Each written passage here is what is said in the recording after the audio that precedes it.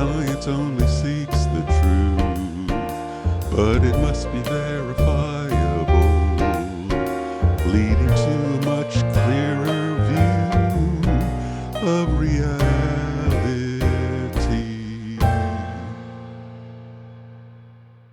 Hello, everyone, and welcome to Nature and Science Podcast. Joining me on this episode is Tom Shunenman to discuss climate change, the Anthropocene. What's that? We'll talk about that a little bit. The ambitious 30 by 30 initiative that seeks to preserve 30% of the Earth's biodiversity by the year 2030. And Tom will also share what happened recently at the COP29 meeting. That's the 29th Conference of the Parties of the United Nations Framework Convention on Climate Change. So, Tom, welcome to the program, and let's get started. Thank you, and it's great to be here. Thank you very much. Yeah, so what got you started on your particular journey with loving the environment and then kind of segueing to being a journalist and now kind of focused on climate change? Yeah, it was a long, circuitous route. Started in my childhood. I'd like to actually give most of the credit to my father, who worked in environmental causes for all his life, mostly with the federal government. He worked with environmental impact statements, and Oh, yeah. Mhm. so that was a big influence. And I remember as a boy, we would go camping all the time. I was a Boy Scout and we camped a lot. So I was out in nature a lot, and it really Mhm. gave me an appreciation for nature. Right. And later on, a couple of books, or a couple of authors anyway, that influenced me in the 90s toward climate change. One was a book I remember reading, and I seem to remember the title of the book is Hot House Earth, but I just looked for it and I haven't found it. The author is Jeremy Rifkin. Mhm. Another book was Al Gore's book, Earth in the Balance. Right. And those two books kind of opened my eyes to climate change. And this was in the 90s when, uh, that was a while ago. Uh, Right. so climate change was just getting into the public narrative. So I think the combination of my father's influence and those two books, and it just occurred to me, I have this memory of when I was in sixth grade of at least carrying around the book Population Bomb by Mhm. Paul Ehrlich. So Mhm. I was always an avid reader and always interested in environmental issues, and climate change started to get into my consciousness with the 92 Rio summit and those two books Mhm. I mentioned, and everything that's happened since then. Climate change has just become much more apparent as the years and decades have progressed. I understand. Well, let's start off talking about climate change. So, what are some of the main causes of climate change, and exactly how does that work in the atmosphere? We hear, I mean, it used to just be referred to as global warming, of course, Right. but now we've modified that as we've learned more, and we're talking about it in the context of climate change. So, why don't Climate you change.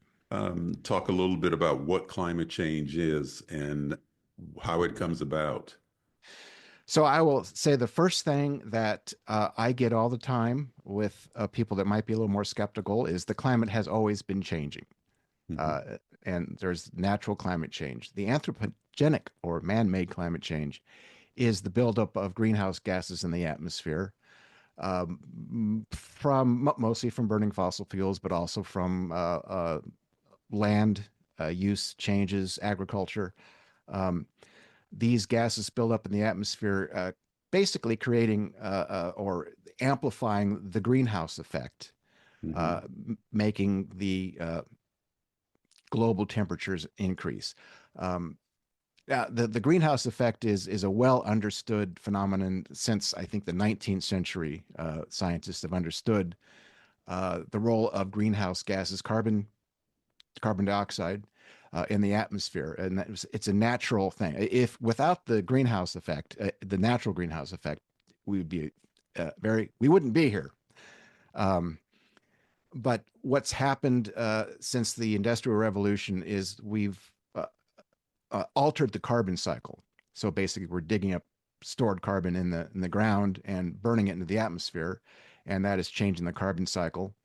So it is impacting the atmosphere and the oceans. And Mhm. So, but slow, when you say carbon dioxide, of course, global warming or the warming of the atmosphere has been with us forever. And yeah, if that cycle didn't happen, or if that process didn't happen in the atmosphere, life wouldn't be possible the way that it is now, that's right. because these gases trap heat, and that's important Yes. uh, for life on Earth. But what has happened, and I want our listeners to understand, is that as you had just said, I want to emphasize we've altered that particular cycle. But I do want to ask a question that never gets asked, at least in the conversations I've heard about climate change. You said, the burning of fossil fuels. Let's talk just for, a couple of minutes about who it is that is burning those fossil fuels. Well, um, uh, modern society is burning those fossil fuels in the sense that when we get in our car, we're burning fossil fuels. I mean, there's the consumer aspect of it, but more generally, it's in power generation. That is the coal, which is in the decline, at least in the United States. I think I want to say the United States. I can't really verify if coal is declining globally. Coal, oil, natural gas, burning for energy production, and basically look around your room and there's oil in it. So the production of most of the consumer goods that we rely on today have depend on oil. So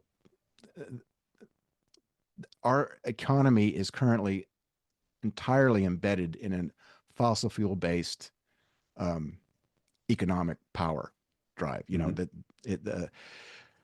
So to say who is burning those fossil fuels, I'd say we all bear some responsibility. Though I'm a little bit reluctant to frame it that way. Though there is certainly truth in that. In that it becomes for the average consumer, it becomes overwhelming when you say everything you're looking at in your room has oil in it somewhere, and you go outside and you get in your car. So what are they, if they care at all about it, what are they supposed to do? So it's really difficult to think about it in that sense, in my opinion. Mhm. I just think that back in the 18th, 19th century, when the Industrial Revolution got underway, uh, the intent was not to destabilize the climate. And by the time I think that it became a general understanding of what is happening, which I would argue that was in the mid 20th century, before most people think, even before the 70s. I mean, it's pretty well, I think, well known that Exxon did some groundbreaking scientific research in the 70s about climate change, global warming. In a minute, I'm going to talk about climate change versus global warming, but I want to stay on topic here. Um, the Exxon scientists knew in the 70s what was happening, but that research was pretty much repressed. Uh, my point being, by the time we understood, let's say, the 50s, with the great acceleration after World War II, um, the United States production juggernaut, which won World War II, uh, the war ended, and all that productive might turned into TV dinners and cars and houses and the great accelerate. I am a product of that. I was born in 1958, so I'm a baby boomer of the great acceleration. And by then, we understood that burning of fossil fuels would destabilize the climate. Um, and I think what was the question again? I'm sorry. Yeah, no, I understand what you're saying. The original question really was about who is Who? burning Who? these fossil fuels was the original question, and a corollary to that, is who bears the most responsibility. Does society as a whole bear the responsibility? I see a lot of finger pointing Yeah. to industry for example, particularly the oil industry, and but consumers, of course, use, as you were saying, everything from plastics to the gasoline that they burn in their Yes. cars, which contributes to climate change as well. And I guess part of what I was getting at by the question was to give our listeners an understanding of, do we all bear some responsibility? I know the Nature Conservancy several years ago on one of their websites, for example, had a program that you could enter all of your activities and you would get a Yeah. carbon score, carbon Yeah. footprint score, Yeah. and it would tell you what you could do to lower your scores as we try to communicate to all citizens that everybody bears some responsibility. But still, I see that a lot of the conversation is around industry, the coal burning industry, the gasoline industry, the oil industry, but not around human activity that demands certain consumer goods that demand, Yeah. those commodities. Yeah. And that is really a tough conversation. I agree. We all do bear some responsibility. I the idea of the carbon footprint, which is a good thing. I think people need awareness is a good thing. Having some idea of how your activities impact the environment, climate or otherwise, is important. My research indicates that the whole idea of the carbon footprint um, was an industry derived idea to to put some of the onus back on the consumer. Now, I don't, I'm not necessarily, I'm not at all. I'm sitting here talking to you through this microphone on this computer. I'm obviously part of the society we all live in. I'm not suggesting that we stop consuming. We can't stop consuming. I'm just thinking that awareness of our consumptive patterns and also awareness of how um, corporate interests do kind of play at our psyche Mhm. to consume. Mhm. It's a consumer-based society, so without us consuming, the whole thing screeches to a halt. But there's got to be a limit. There's got to be, in my estimation, an idea of the idea of limits to growth goes back to the Mhm. Club of Rome in the 70s. And I Sure. think that's a very cogent idea for us to consider in the world that we're facing now. Because I think for our just psychological well-being, consuming more and more and more doesn't make us any better. There is, what is it? There's research where um, um, around 60, $70,000 of annual income. Uh, Beyond that, your level of well-being doesn't really increase that much. I'm Hmm. have you heard of that research? Does that ring a bell Oh with yeah. you? Yeah. I know exactly what you're talking about. Well, we're going to talk about this at the end of the podcast or toward the end because uh, it has to do with something E.O. Wilson talked about in his book, Biophilia. And or it could have been Consilience. He wrote several Mm, books around the same time, and it may have been in Consilience where he talked about the fact that one of the greatest paradoxes facing, humanity is this drive towards development. And I'm, of yeah. course, paraphrasing here, or we could say consumerism, Yeah. and the need to conserve and preserve. And the resolving of that paradox is important for the survival of the human spirit. So we Yeah. absolutely have to find a way to resolve that paradox because it's almost natural for human beings to want to develop and to expand. I mean, my God, we're going to Mars and into outer space now. Yes. Yeah. And Yes. I'm going to do a whole program and podcast, by the way, just Really? just on that and space junk. I mean, Oh, I that'll be can't interesting.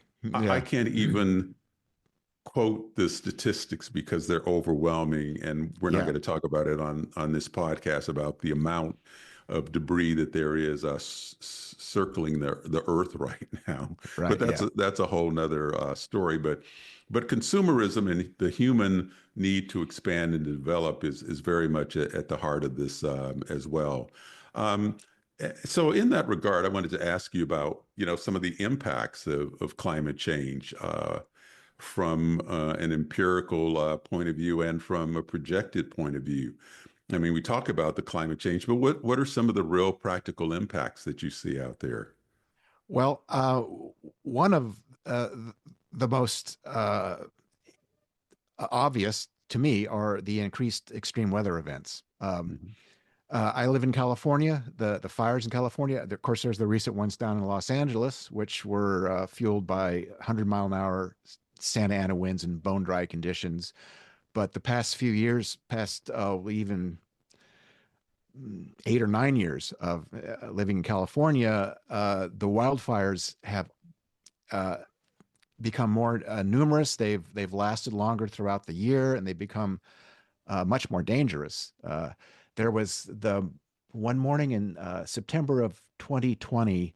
I was in San Francisco at the time, living in San Francisco, and there I can't remember the whatever fire was burning up north. I can't remember the name of it now, but I woke up to a very I wish I could show you a picture. This orange glowing sky. I mean, and at noon it was like nighttime. Mhm. Or, but except it was orange. It's like I guess the pictures I've seen of what it would be like on Mars with this kind of a Oh reddish. yeah, right. It was like that. It was so that's one impact. Disappearing ice, glaciers, ice, the ice sheets on Greenland, Antarctica. Now, Mhm. it used to be that Antarctica was considered somewhat stable, but the West Antarctica ice sheet is becoming distable. The sea ice in the Arctic. So there's disappearing sea ice, which is that in the heat, rising ocean heat is creating sea level rise, ocean acidification, um, ecosystem collapse. Ecosystems are becoming destabilized due to changing conditions from climate change. Agriculture and food systems. If they're not being terribly impacted now, I believe that they will be in the future, as well as economic destabilization. Our economy was built in the Holocene, Mhm. um, and we'll talk And about what's the the Holocene. what's the Holocene? I want our listeners to understand what this means.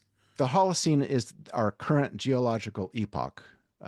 So we humans have thrived for the past 10, 12,000 years um, in an interglacial period known as the Holocene. So everything from the start of agriculture and all the civilizations since have depended on a relatively stable climate, which is the Holocene. Mhm. And um, I will make the argument, though what is that strategic? You have to pardon me. The geological folks, the Stratification is. stratification, Mhm. stratification uh, reject the idea so far that there is an actual official epoch called the Anthropocene. Mhm. Though for me and many others, it's a useful tool to help people understand the world in which we live and the responsibility I believe that we have to, as E.O. Wilson would probably say, heal our relationship with nature. So when you Because say the Anthropocene, and we'll get into talking about that. So we've been in this epoch called the Holocene for several thousand years, yes, yeah, and it's allowed us to prosper up to this point. And you and some others are arguing that now we're in an Anthropocene where yes, human activity has begun, I should say, to change the geological features of the Earth. That's why we mentioned stratification earlier. And Yes, some yes, geologists are saying, well, there's no evidence within, and change within the different stratifications of the Earth's geology that points to those kind of changes. But there are impacts like climate change. And so you and others yeah, who are talking about the Anthropocene are saying, look, man is now having a significant impact on the Earth, and we need to be talking about another epoch. And I just wanted our listeners to understand that, that's right. that's what we're talking about That's here. right. And climate change would be one indicator of an Anthropocene. I believe that there are others. Nuclear um, nuclear waste Hmm. from all the atmospheric testing that was done in the I think it went into the 60s, uh, Hmm. spewed nuclear fallout across the globe because it gets up in the high atmosphere in the stratosphere and carries around the globe. And I do believe that there are uh, indicators of that um, everywhere. Uh, Right. so there are several indicators that played into the idea that the Anthropocene is legitimate. And there was a meeting, I believe it was last year, of the folks that decide these things officially, and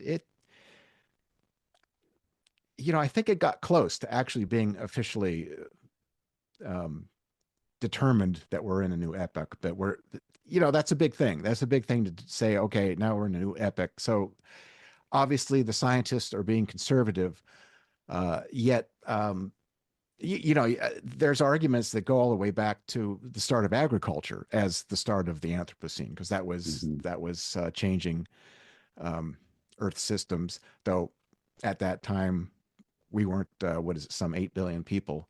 Um, I'm not a particularly religious person, but it goes back in the Bible that say you have dominion over the earth.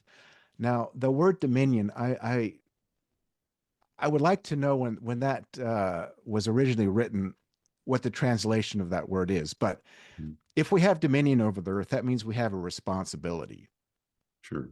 as well. So I think that you can come at this in a lot of different ways. Well, But for me, I've done a lot of writing about this in the past and given speeches about this on this very subject, and I think my past research as I was writing speeches and doing writing on this dominion meant stewardship, uh-huh. which Ah, has to okay. do with the concept of responsibility.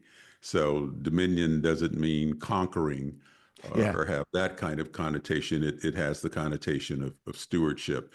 And there's a lot of writings on stewardship and the concept of dominion if you look back in history. So I think stewardship is really what we're talking about and probably Yeah. what was meant in the original writings within the Bible. God being God, I don't think he wanted anyone to come along and Come in. destroy his creation. Right. That's a good point. Yeah. That's Okay, so in terms of taking care of creation, renewable energy is something that's talked about a lot. And yeah. how would you describe the current state of renewable energy with respect to combating climate change? Well, it's moving along at a pretty rapid pace. The question would be if it's rapid enough or not. Now, my data shows that the latest Federal Energy Regulatory Commission data as of the end of November, end of just toward the end of last year, there were 25,817 megawatts of new utility grade solar generation in the United States. So solar is moving along at a pretty rapid pace. Uh, Overall, of all the renewable energy sources in the US, now totals 24% of total electrical generation. And as I remembered, it wasn't that long ago that it was less than 5%. And what really, like maybe a little over 10 years ago. So it is really developing at a pretty solid clip. And internationally, according to the IEA, which is the International Energy Agency, it's I think a little over 32% of electrical generation is from renewable sources. So that's the good news. And then there's the IRA, which former President Biden signed into law, the Inflation Reduction Act, which Hmm. sent billions of dollars for clean energy projects. Uh, what will be interesting to see now that we have a new president who will seek to unwind what Biden did.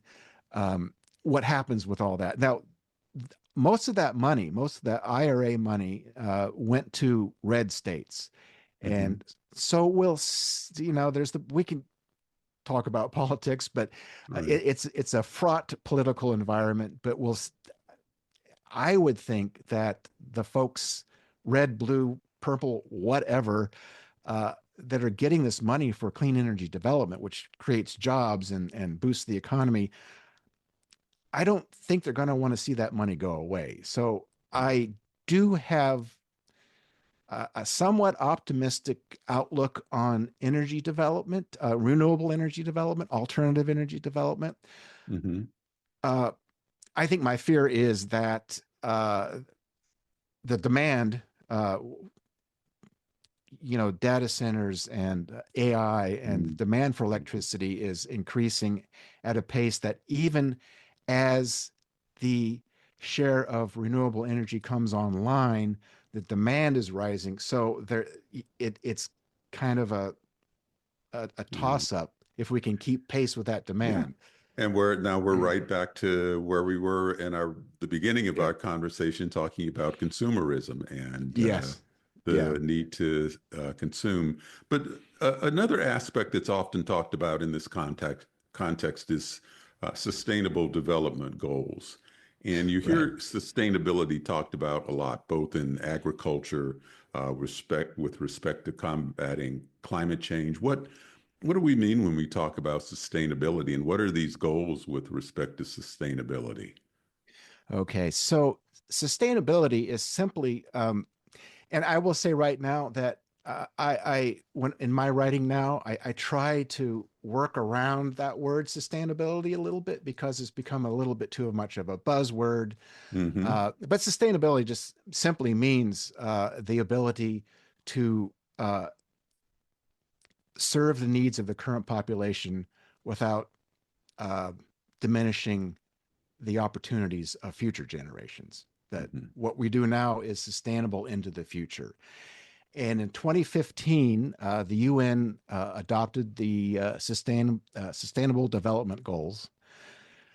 There's 17 of them, and I will just rattle them off right now for your listeners. There's 1 through 17, and each of these 17 goals have sub goals within them. But generally speaking, it's no poverty, zero hunger, good health and well being, quality education, gender equality, clean water and sanitation, affordable and clean energy, decent work and economic growth, industry, innovation, and infrastructure, reduced inequalities, sustainable cities and communities, responsible consumption and production, climate action, life below water, life on land, peace, justice, and strong institutions and partnerships for the goals.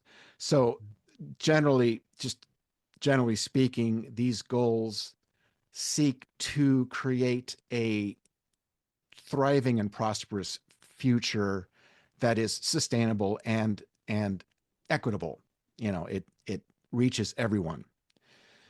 Um, Obviously, it's a very ambitious undertaking, but at least it provides a blueprint for industry, for communities, for governments, for individuals Hmm. to imagine what a sustainable future would look like.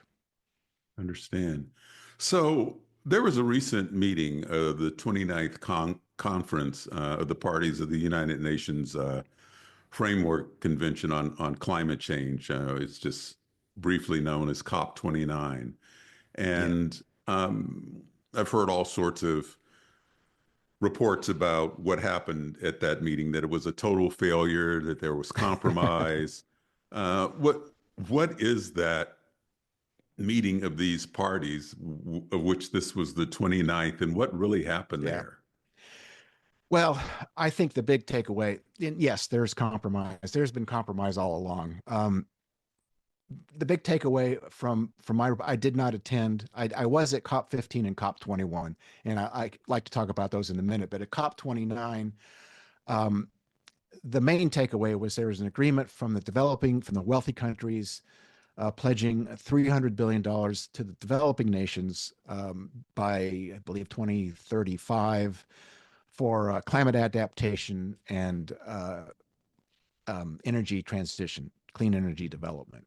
Mm-hmm. Um, the thing with the COP process, I was all for it there for a while. This is where the Kyoto Protocol came out of, that the United States was never a part of.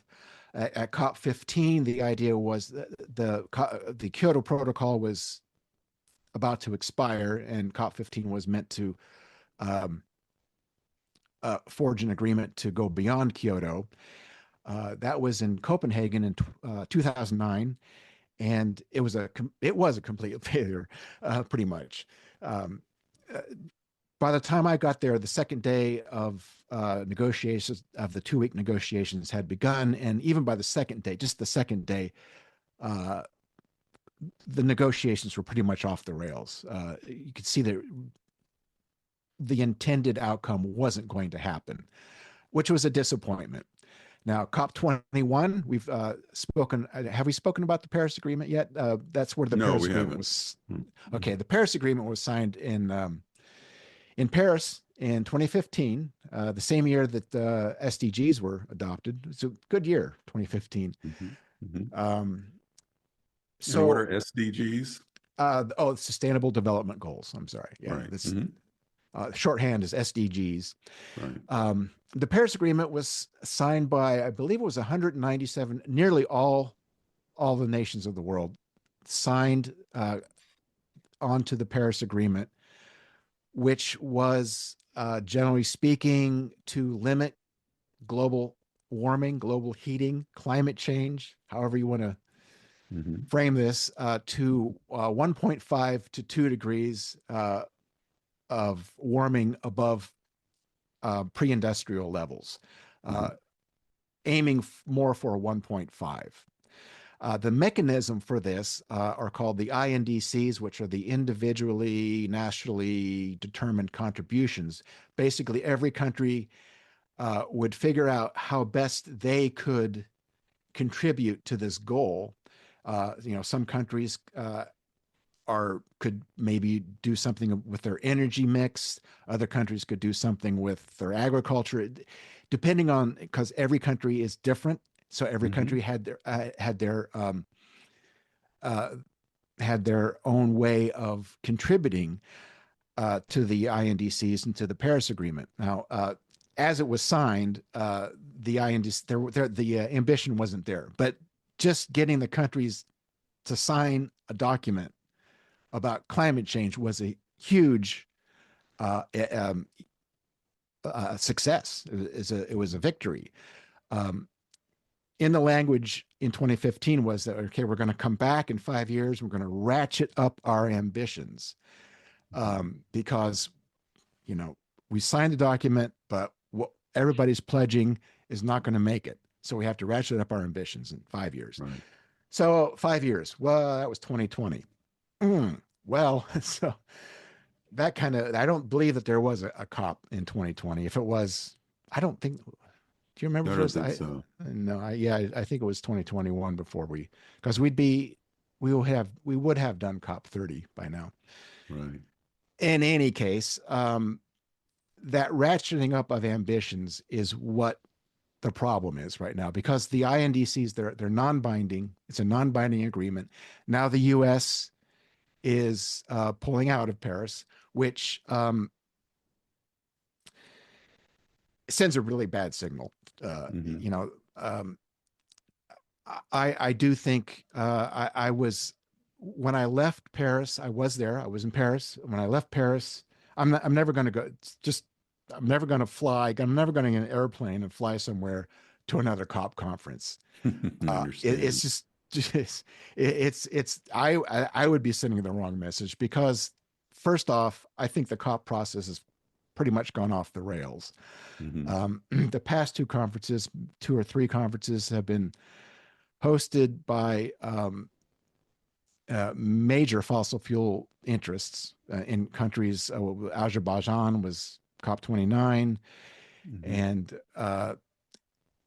more and more the fossil fuel interests are getting into the process. And I do believe they have to be part of the conversation, but I think their economic might is coming in and kind of skewing the conversation to the point where, I mean, it's been 30 years of these COP conferences.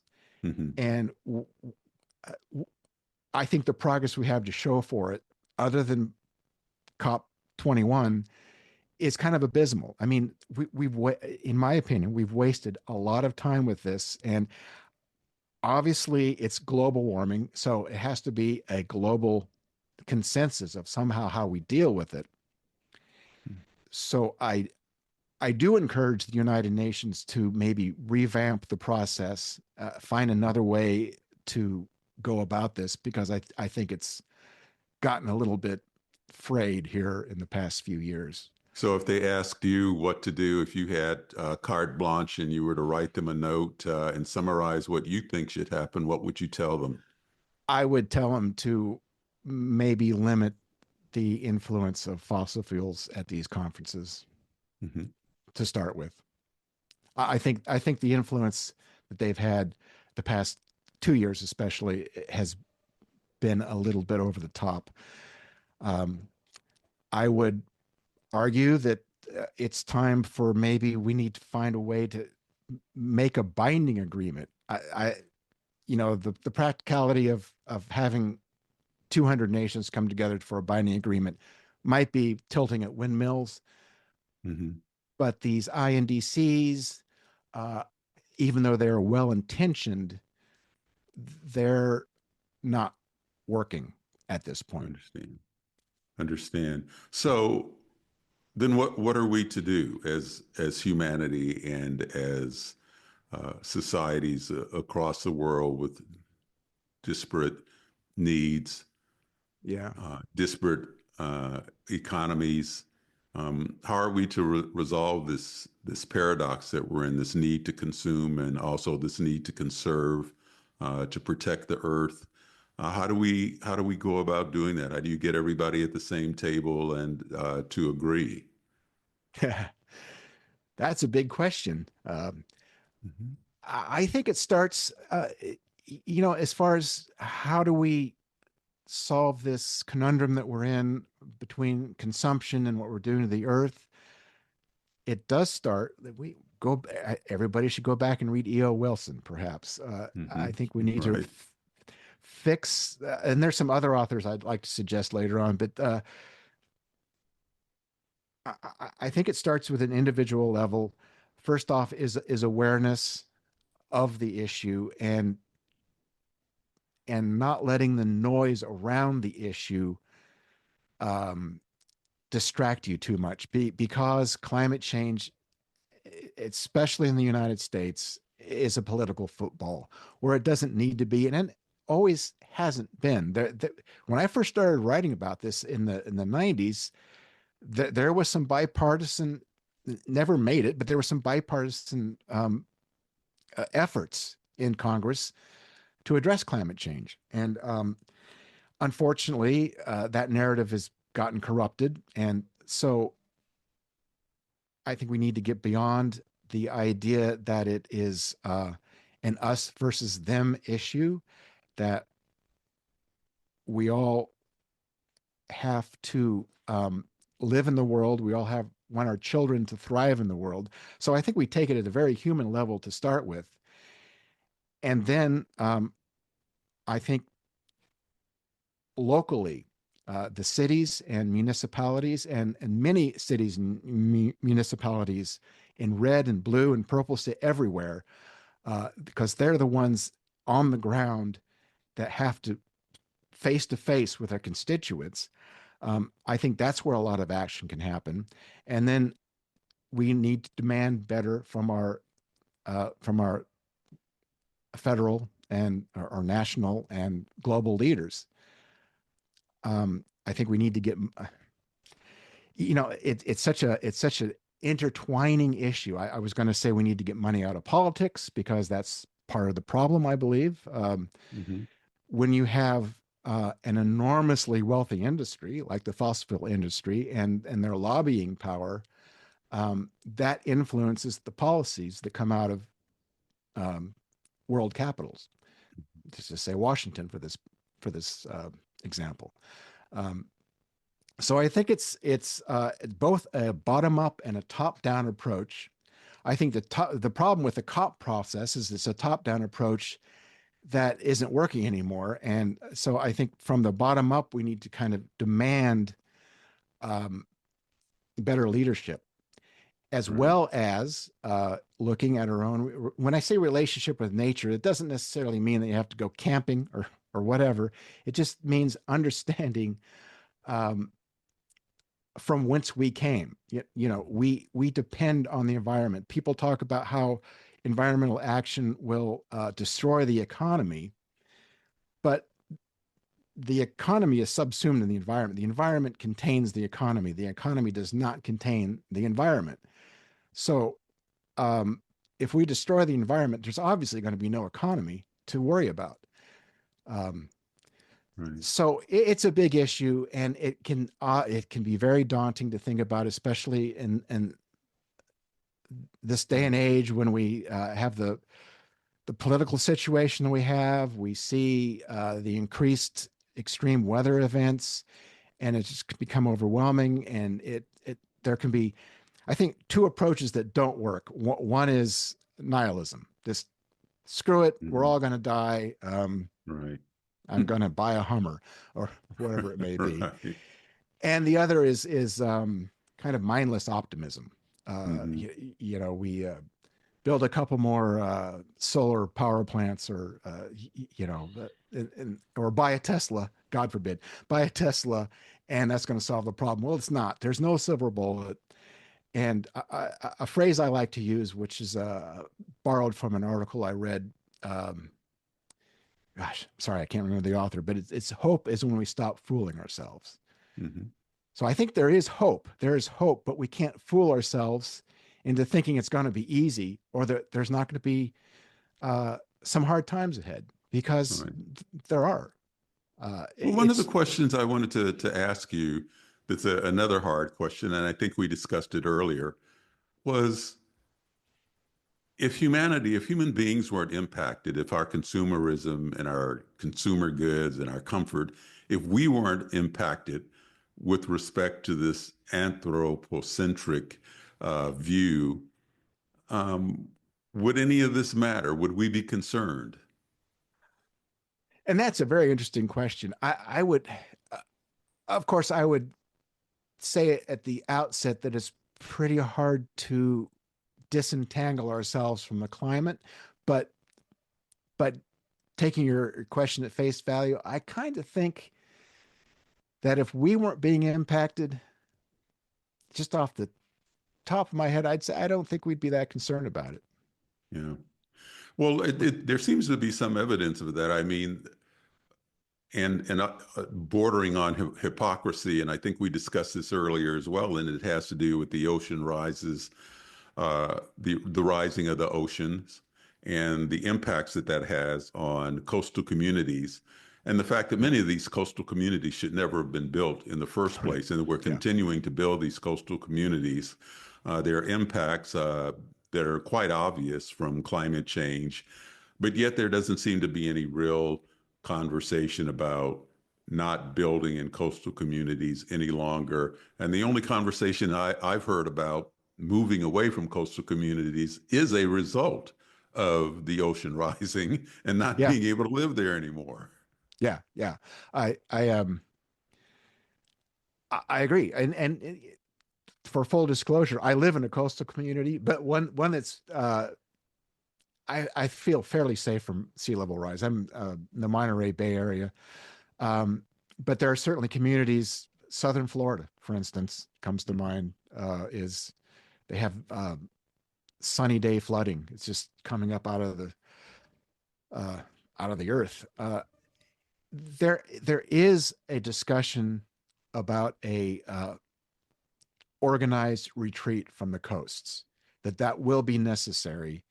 Mhm. Um, and the sooner that we embrace that idea, the better off we'll be. Because the longer we wait for any of this stuff, but in this case, the longer we keep building on flood prone air, flood prone areas, the harder it's going to be when it just becomes untenable.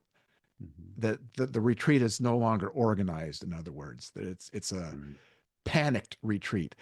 Uh, and it's a hard conversation. Nobody wants to talk about retreat, or especially if you're living in an area that is prone to sea level rise, to the threat of sea level rise. Um, you don't want to be told you have to move, but on the other hand, there are forces that are starting to um, get people thinking about that, and I'm thinking about insurance companies. Mhm. Uh, and maybe not so much for sea level rise in California, but definitely fires. There are insurance companies that are pulling out of the state, or making insurance expensive, and Right. that will be the The element, motivation. the Mhm. motivation that gets people thinking about Right. this. So you're doing a tremendous job, I think, and I congratulate you and Well, commend you thank on you, what you're doing and getting the message out. And I looked at your website, and it's a beautiful website, very thank you. articulate and clear about what we need to be doing. But where are our environmental champions? I mean, we hear a lot of Yeah, discussion about all sorts of issues with respect to the economy, with respect to civil rights, still with respect to gender rights, with respect to all sorts of rights. But I hear very few people, and I can't think of anyone that I can point to other than E.O. Wilson and a few other writers, or back in history to John Muir and to yeah, even Frederick Law Olmsted, both senior and yeah, junior, yeah, who were champions. We just don't hear a lot of people championing the environment, even amongst the environmental community. Whether you're talking about the Nature Conservancy or the any of the other NRDC or any of the other groups, they all seem to have become so politicized. They have their strong yeah, lobbies. I've worked with many of them over the years, but yeah, we don't seem to have the Martin Luther Kings of the environment speaking up. Are there yeah. people like that out Well, there? yeah, that's those are some big shoes to fill. But Bill McKibben's still out there writing and advocating. He's one of the founders of 350.org. Right. Um, a writer and scholar that I follow is Timothy Jackson. He's written a couple of books that I would recommend. One is Prosperity Without Growth, and another one, a later book, is Post Growth: Life After Capitalism. Hmm. Um, those are and Timothy Jackson really speaks to some of the things we've been talking about, as far as his title, Prosperity Without Growth, limiting our consumption, and finding well-being in that. Jeremy Rifkin, um, he's Hmm. a he's a good author. I follow him, uh, and you make a good point. There aren't really any towering, other than the ones that I follow, that I mentioned right here. Another guy I want to mention. He's not as well known by any means, but he is the founder of the Forest Trust, Hmm. and he's a colleague and friend of mine. His name is Scott Poynton, Poynton, and he um, he does really great work. He's got a very good outlook and perspective. He's starting this organization called the School for Duck Whisperers, which is uh, uh, which is his way of talking about approaching life with humility and Mhm. grace. Um, Right. so I would check him out as well.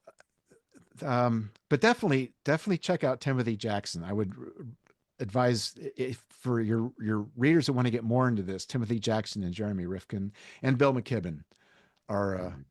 are good sources, I think. Well, is there anything you want to leave our listeners with? Any final thought you want to leave, not just with respect to climate change, but with respect to the environment and our this paradox that I talked about Yeah. that E.L. Wilson so eloquently outlined. Any final thoughts? Yeah, it's a beautiful world. Um, Despite everything that's happening in human society, with the environment, with climate change, it's still a beautiful world. And I think it's very important for people, even if it's just a walk in the park uh, or sitting on the porch and watching the sunset, uh, connect with nature somehow. Try not to become over. Trust me, I can tell you personally, it's so easy to become overwhelmed. Mhm. And uh, Right. just be aware. It can feel like anything that if you do care about climate change or in the environment, it can feel like anything I can do is will make no difference. Mhm. Um, don't think that way. It might be a small act. It Right. might be taking a walk instead of driving the car for half a mile or whatever it is. And it may not be a huge thing, but it's important that people do whatever they can, whatever they feel motivated to do, and each individual action builds on others, and that can that can start to make the change. I also have to say, with all that, just be open to change, because that's what needs to happen now. We need a change. The, the political climate in the U.S. was driven by people thinking we need to change. Mhm. I would argue this not going the kind of change that I would um, promote, but we're in a period. This is a very in a way exciting time to be alive, because we're in the midst of, I believe, of a really substantial. That's why I talk about the Anthropocene. We're in for a change, but it can be an inspiring and it can be a beautiful thing. We just first off, I think first off for everybody is just to take a breath, be aware, Right. and take a walk outside. I like that. Take a breath, be aware, and take a walk. Yeah. Well, we'll leave it at that. Thank you. Okay. That That's sounds. just great advice. Thank you, Tom, for Thank you. joining us on Nature and Science podcast. And we'll look forward to having you back. And maybe things will I be more progress will have been made. And I I like hope to so. leave our listeners with the thought that progress has been made and is being made. It may Yes. be incremental, but we have to just keep on keeping on. That's excellent. I'd love to be back, and this has been a lot of fun. Thank you very much for having me. Well, thank you all for joining us on this episode of Nature and Science podcast. We had a wonderful conversation with Tom, and we'll have him back at some point to see what progress we're making on climate change and other environmental issues as well. If you enjoyed this podcast, please hit that like button and subscribe to the podcast at natureandsciencepodcast.com. And as always, stay safe, share happiness, and remember, never stop questioning. Curiosity has its own reason for existing.